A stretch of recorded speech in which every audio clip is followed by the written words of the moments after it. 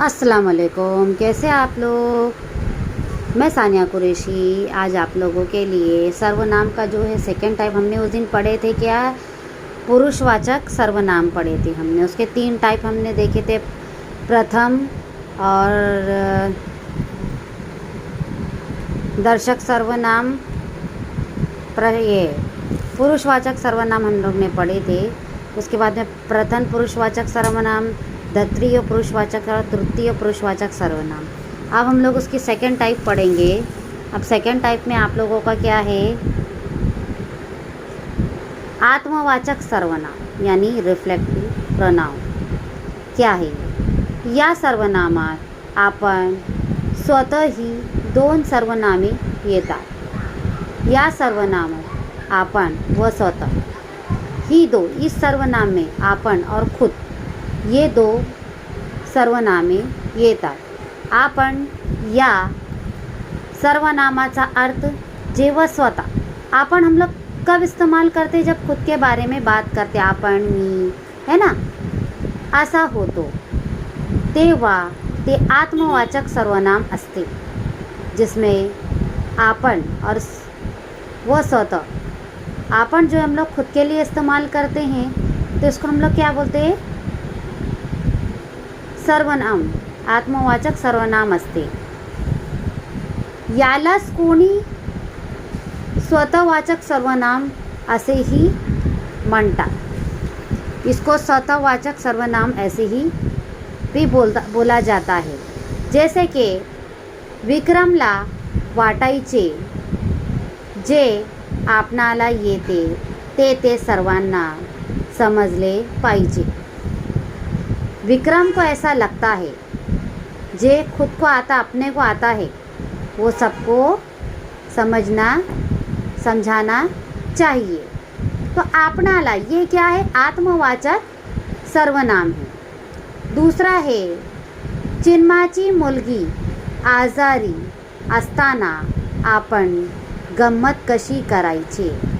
यानी जो चिन्माची मुलगी, लड़की है, बीमारी है वो, तो हम लोग मज़ा कैसे करें, खुशी कैसे मनाएं, है ना। देखो, पड़ोस में अगर समझा कोई बीमार पड़ जाता है और हमारे घर में अगर कोई सेलिब्रेशन है, तो हम लोग उस बात का ख्याल रखते कि नहीं भाई, पड़ोस में बीमार है, तो अपन खुशी कैसे मनाएं। तो ये जो है आपण, ये भी क्या है, आत्मवाचक सर्वनाम में इस्तेमाल होता है। जिसमें जो है आपण आता है वो क्या है, आत्मवाचक सर्वनाम है। मी स्वतः फासावर जाईन। स्वतः भी क्या है, खुद, आत्मवाचक सर्वनाम है। तो शिक्षणासाठी कडारमध्ये राहत होता। वो पढ़ाई के लिए कडार गांव में रहता था। स्वतः स्वयंपाक करून जेवत होता। खुद ही खाना बना के, स्वयंपाक खाना बनाना, खुद से खाना बना के क्या करता था, खाता था। तो ये स्वतः भी क्या है, ये आत्मवाचक सर्वनाम है, जिसमें जो है आपण और स्वतः लफ्ज़ आते हैं, वर्ड आते हैं, तो उसे शब्द का उपयोग किया जाता है, तो उसे आत्मवाचक सर्वनाम ऐसा कहते हैं। अब तीसरा इसका जो पॉइंट है, दर्शक सर्वनाम यानी डोमेस्टिक प्रोनाउन। एखादी जवळची किंवा दूरची वस्तू,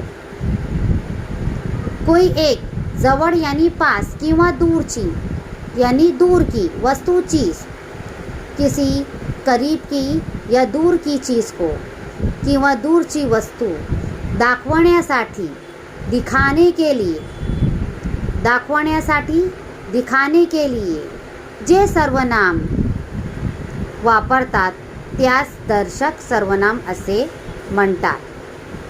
एखाद्या जवळची किंवा दूरची वस्तूला दाखवण्यासाठी जे शब्दाचा प्रयोग होतात त्याला आपण काय सांगतात, जे सर्वनामाचा उपयोग होतात त्याला आपण काय सांगतात, दर्शक सर्वनाम असे म्हणतात।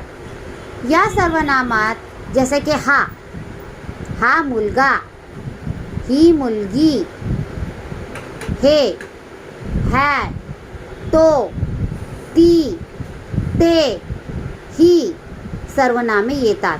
अगर ऐसे वर्ड आते हैं तो ये क्या है, दर्शक सर्वनाम है। जैसे कि फॉर एग्जाम्पल, खरे तर हा शेतकऱ्याचा सण है ना। फिर दूसरा है, तुम्हाला ही पुस्तक मी देऊन टाकतो। तीसरा है, हे आमचा कामाचा आहे साहेब।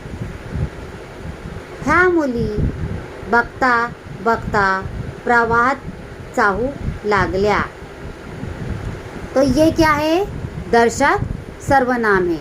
आई होप आप लोगों को मेरी वीडियो अच्छी लगी होंगी। मेरी वीडियो को पूरी तरह से देखिए और देखने के बाद में इसको लाइक भी कीजिए, सब्सक्राइब भी कीजिए और शेयर भी कीजिए।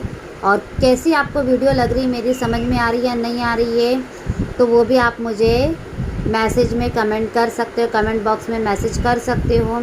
कल मैं अपनी नई वीडियो के साथ मिलूँगी। कल हम लोग पढ़ेंगे संबंधी सर्वनाम पढ़ेंगे और प्रश्नार्थक सर्वनाम पढ़ेंगे। तो ये सर्वनाम का चैप्टर पूरा हो जाएगा और उसकी कुछ एग्जाम्पल भी मैं आपको बताऊंगी। तो इंशाल्लाह ताला कल मैं अपनी नई वीडियो के साथ मिलती हूँ। मेरे चैनल को आप लोग लाइक भी कीजिए, सब्सक्राइब भी कीजिए और पूरी तरह से देखिए और शेयर भी कीजिए। अल्लाह हाफिज़, टेक केयर।